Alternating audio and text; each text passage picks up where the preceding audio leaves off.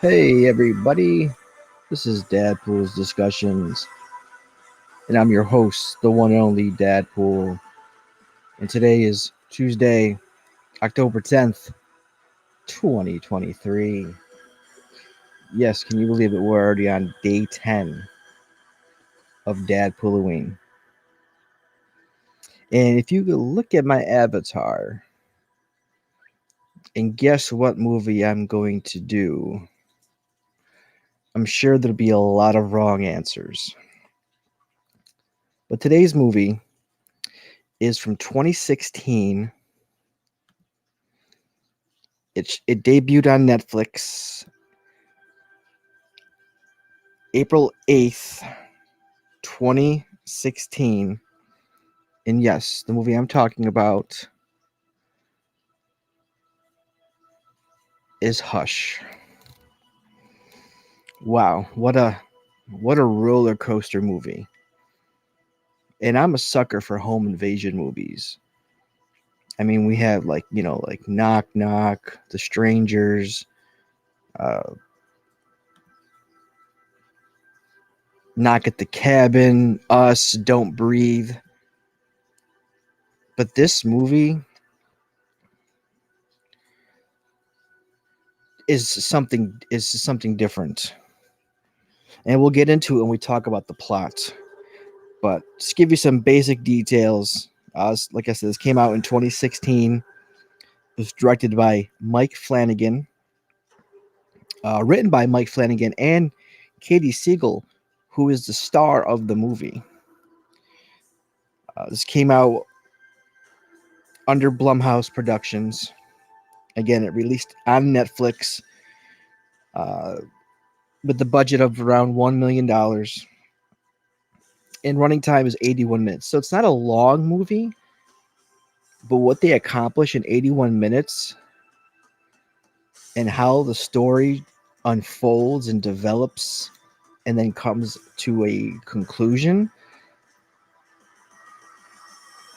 This is why this movie is watched during October, and I recommend that you guys all check it out. Very small cast, only like 5 people. So you have Kate Siegel as Maddie. You have John Gallagher Jr., who is the invasion. They call him the man. Michael Trucco as John Stanley.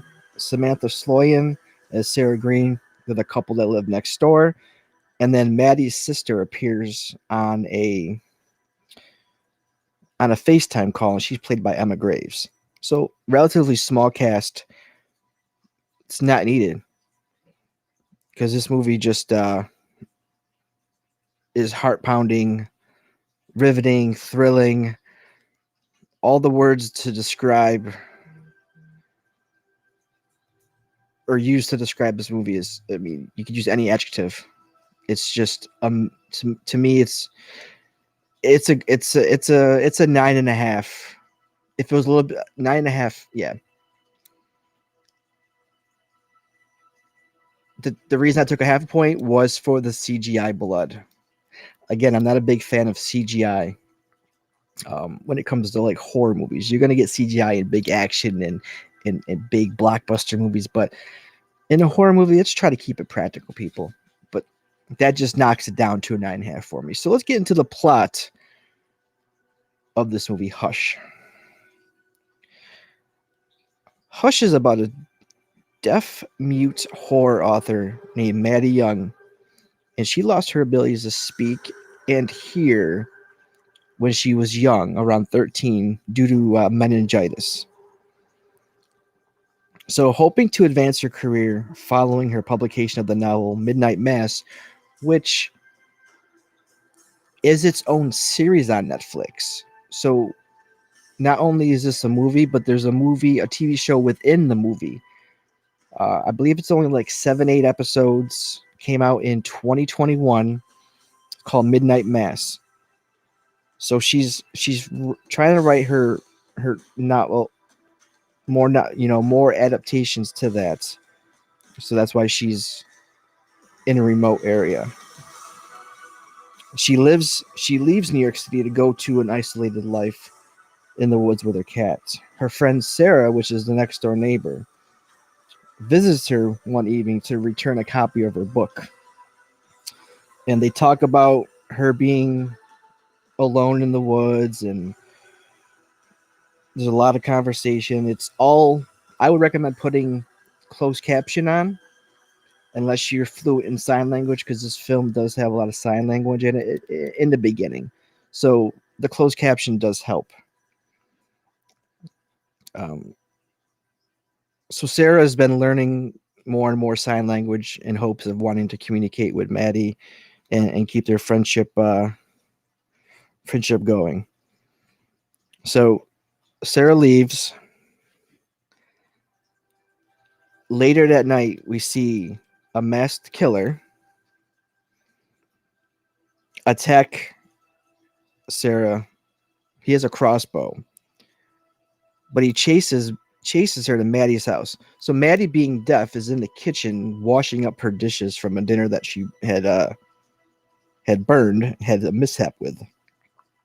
So she's unaware of what's going on. She can't hear Sarah on the other side of the door, like literally, I'd say no more than 5-6 feet, which adds like, oh my god, like, wow. So as Sarah's getting brutally murdered and stabbed, Sarah is just trying to get her attention any way that she could, pounding hard, um, because she had acknowledges previously when the smoke alarm goes off that she feels vibrations if the sound is loud enough, and that's why that sound is so loud.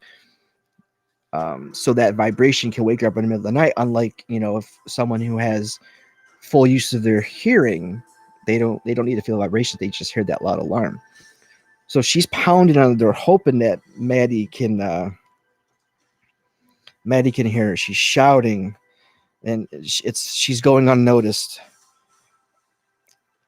as the masked man just stabs repeatedly, dozens of times in the stomach. The killer quickly deduces that Maddie is deaf and decides to try to make her another victim. He sneaks into her house and steals her phone, which he then uses to take pictures of her and send them to her.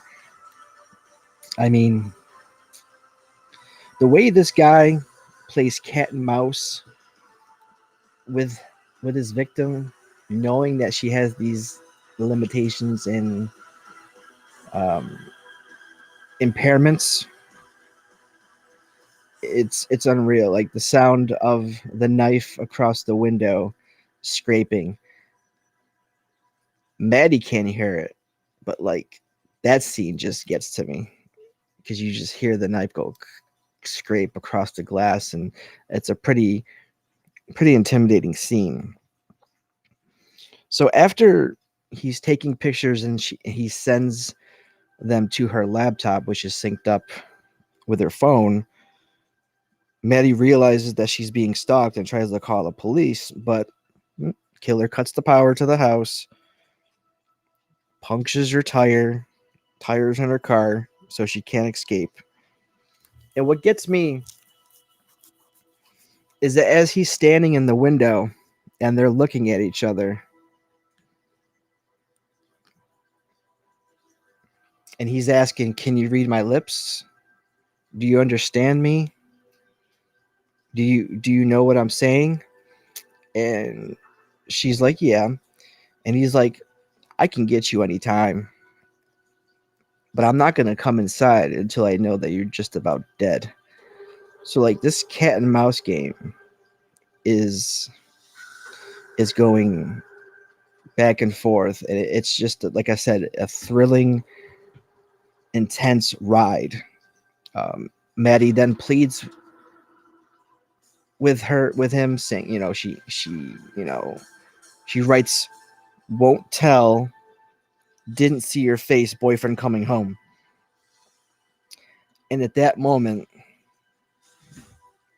the killer responds by taking off his mask and revealing his face, and then begins to taunt with her,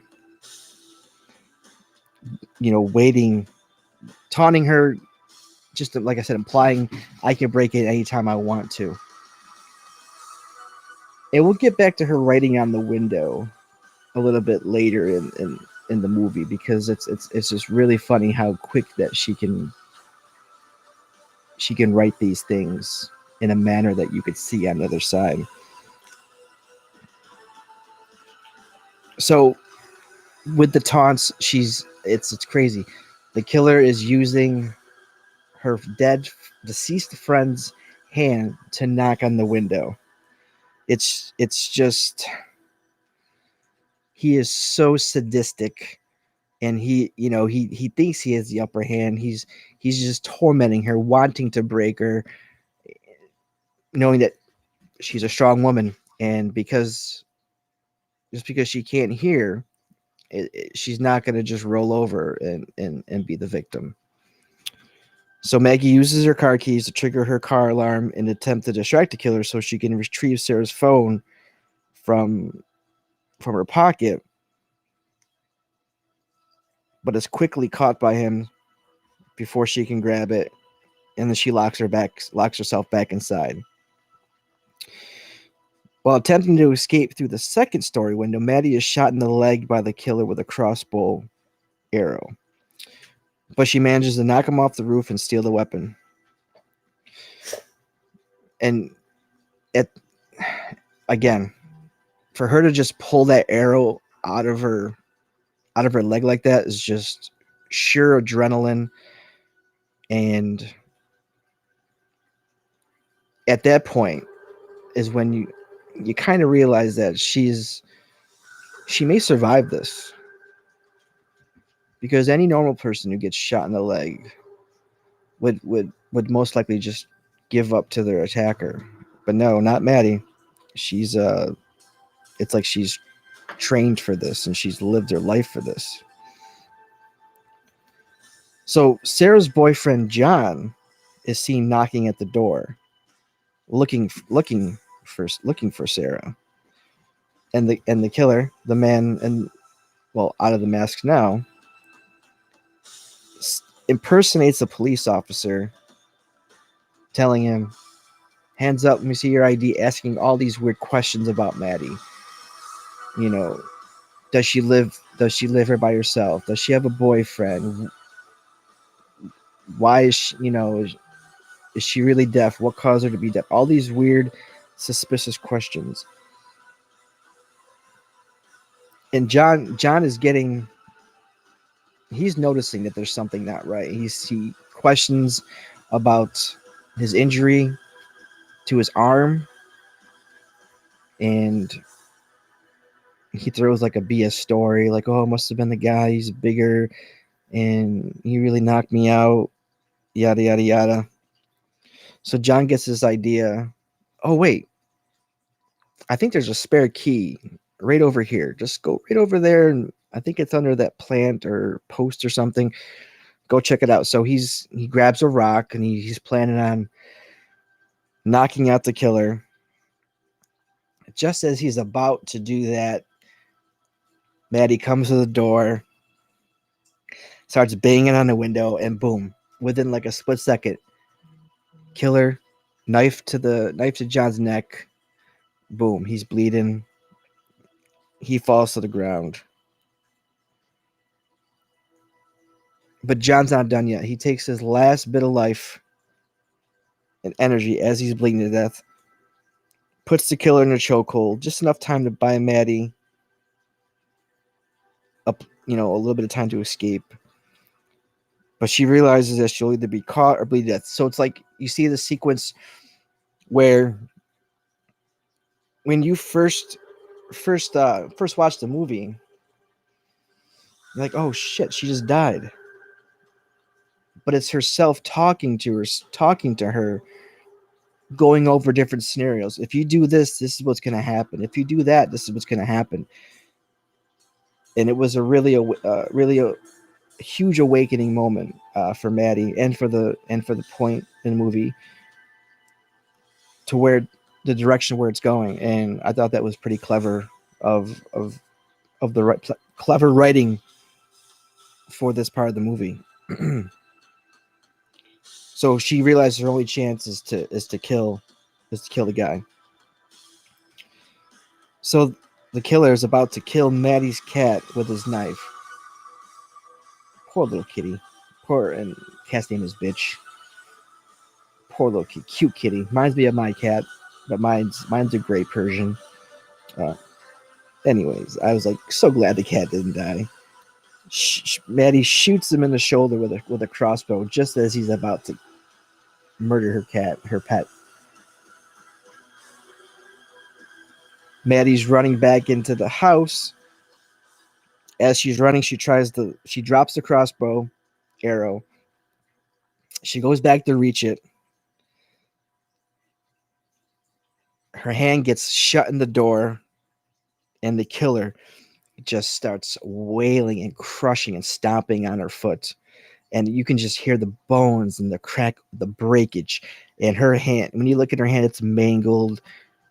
Fingers are bent every which way, but the way they're supposed to be. It's a very intense scene.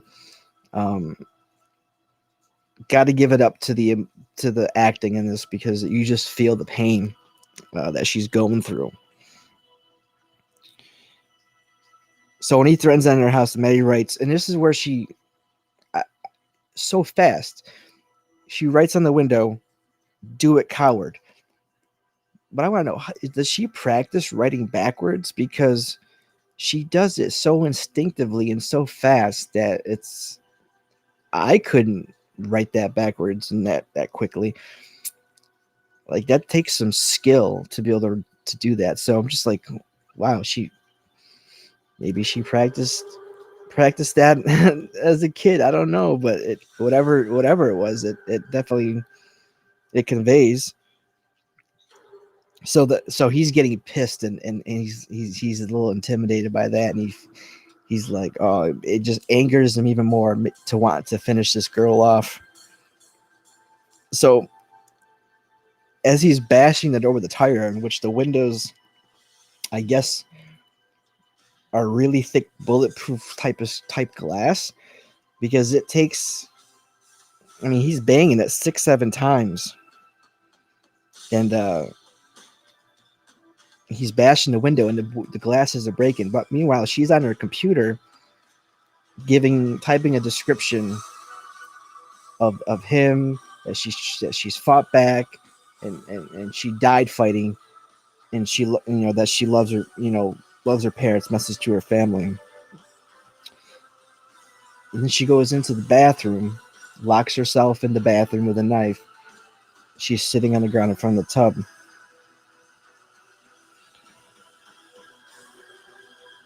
So since he couldn't get through the door because it was unbreakable for whatever reason. I mean, I guess if she's alone and she has these impairments, she wants to make sure her house is safe, which I understand. So the killer goes into the bathroom skylight. Maddie does not notice. He's obviously a ninja too. Not only a home invader, but he's a ninja. So you see him rise up from the tub, and he's talking, and he says just the slightest one word, which moves the back of her hair. And that's what,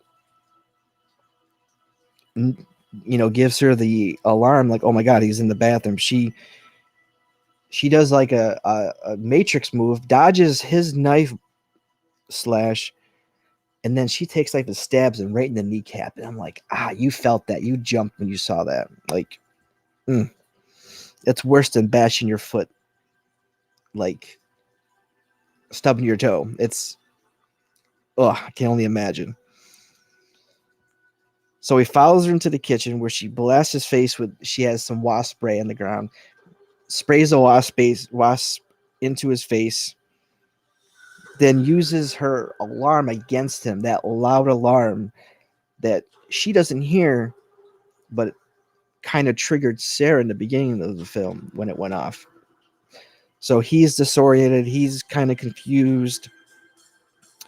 He begins to strangle her, and it looks like, she's reaching for this corkscrew. You can see her hand on it, and it looks like she's getting choked out, and you can see the life just draining out of her body.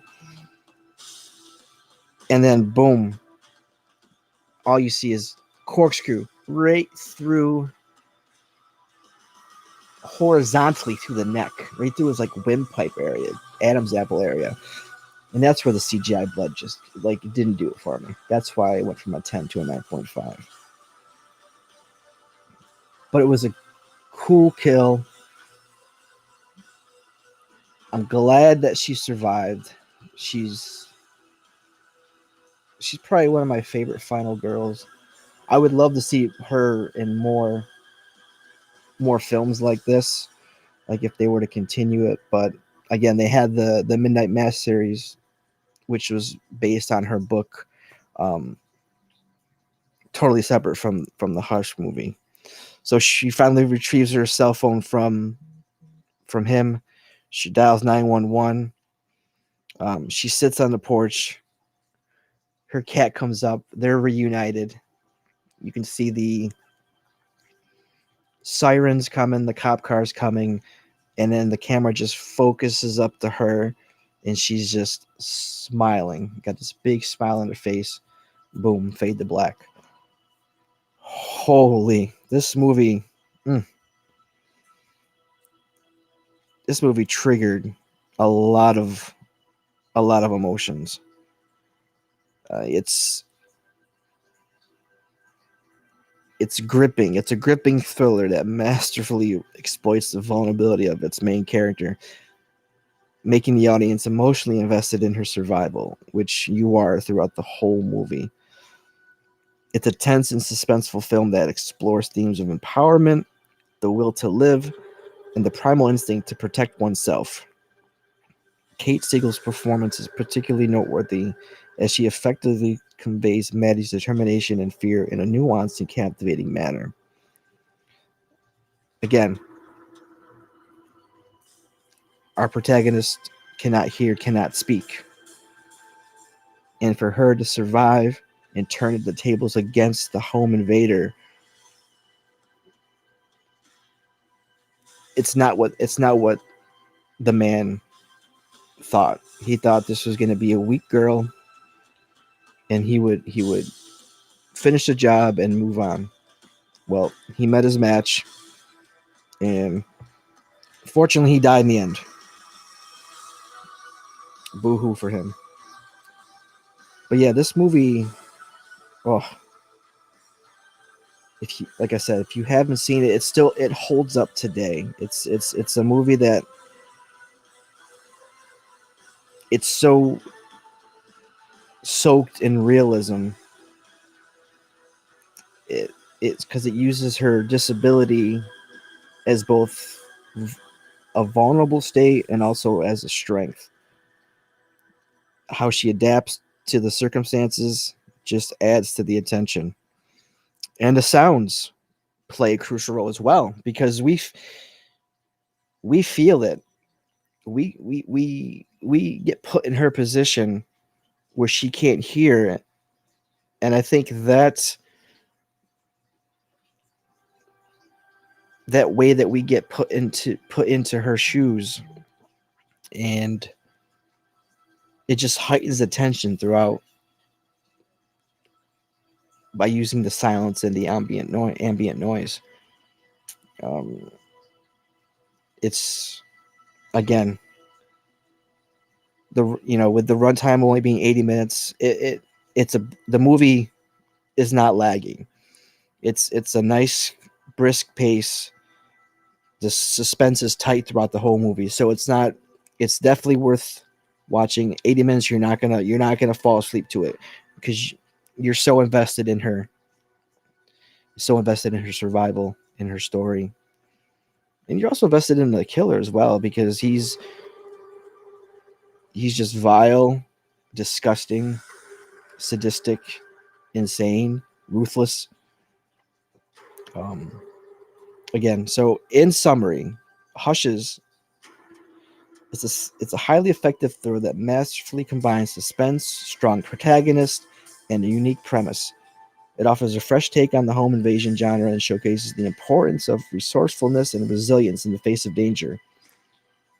To me, it's a must-watch for fans of tense, well-crafted thrillers and who love the home invasion subgenre of horror. So yeah, that pretty much wraps up. That's Hush, 2016.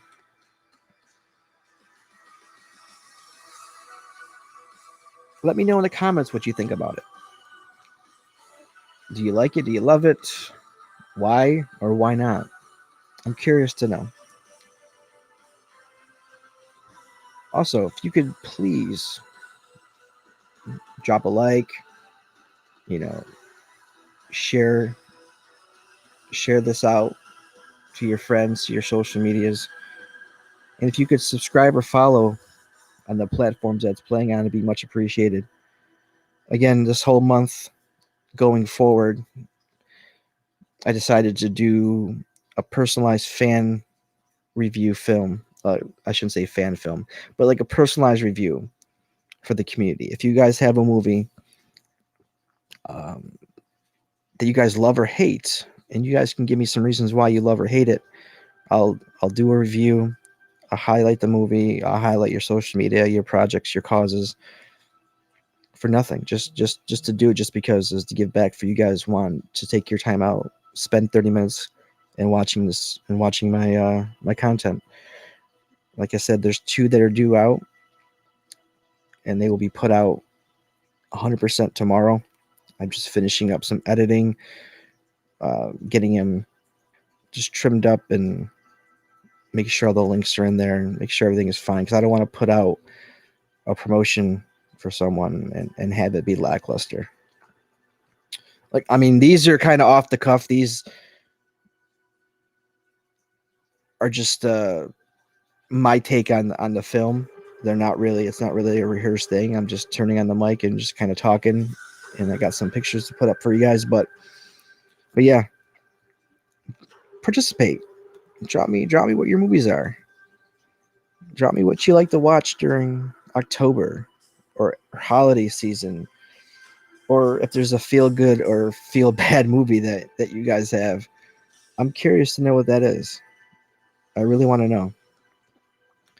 Don't forget, we got some content coming up in December, 25 Days of Christmas Horror, where I'll be reviewing each day, as I'm doing for DadPooLoWeen, holiday slashers and dark themed movies. So make sure you stay tuned for that. Also, another series I'm looking to put out are remake reboots versus the original. A quick overview and comparison between 2 films. So, for example, 84 Nightmare on Elm Street versus 2000, and I believe, was it 2010 it came out? 2010 Elm Street, or 1980 Friday the 13th versus 2009 Friday the 13th. So we'll do comparisons like that. So yeah, I'm working on that, trying to get those things together, trying to get a list compiled. I got some already. There's just so many remakes. Just want to figure out what ones I want to do and what days I want to do them on. So be on the lookout for that. And go in the description, click on the links, go follow me. Like I said earlier, follow me on all the socials. Go check out the merch store. Go join the Discord. I want to start doing some content on there as well. Some more private, personalized community content, movie nights, discussions, things like that. So yeah, definitely. If you're on Discord, go check it out. But that's gonna do it for me for day 10 of DadPooLoWeen. We talked about Hush from 2016. There I am chilling. Picture me chilling with the Hush guys. So yeah, I'll just say this before I go. Just, if you get a chance, go watch a movie. And if you could just hug your loved ones for me. And until the next video, this is DadPooL saying goodbye. Have a great night, and I love you.